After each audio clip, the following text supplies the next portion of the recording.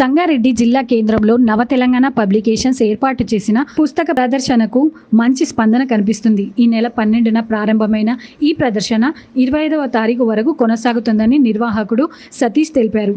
ఈ రోజు సంగారెడ్డి ఎమ్మెల్యే చింతా ప్రభాకర్ పుస్తక ప్రదర్శనను సందర్శించి సాహిత్యాన్ని కొనుగోలు చేయడంతో పాటు పిల్లలు పెద్దలు అన్న తేడా లేకుండా ప్రతి ఒక్కరూ పుస్తక పఠనం చేయాలని కోరారు. ఈ సందర్భంగా గోరఖ్పూర్ ఆసుపత్రి ఘోర విషాదం అన్న పుస్తకాన్ని ప్రముఖ వైద్యులు doctor Chakrapani, senior journalist P V Rao, Sridhar Reddy, Srinivasarao, నాగరాజులతో కలిసి ఆవిష్కరించారు.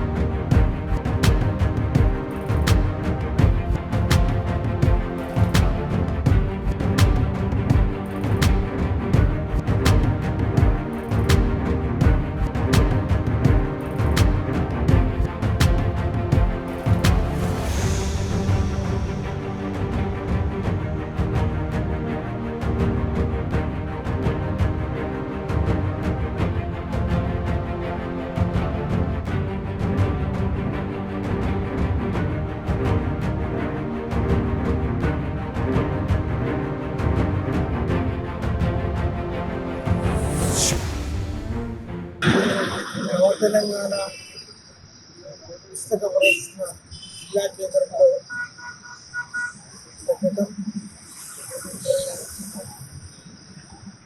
పుస్తక పఠనం చేసే వాళ్ళకి ఒక మంచి సువర్ణావకాశం.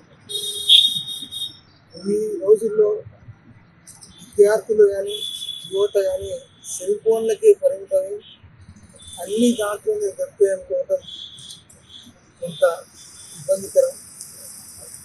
ఈ పుస్తక భాండారాన్ని ఒకసారి సందర్శించి దీంట్లో ఉన్న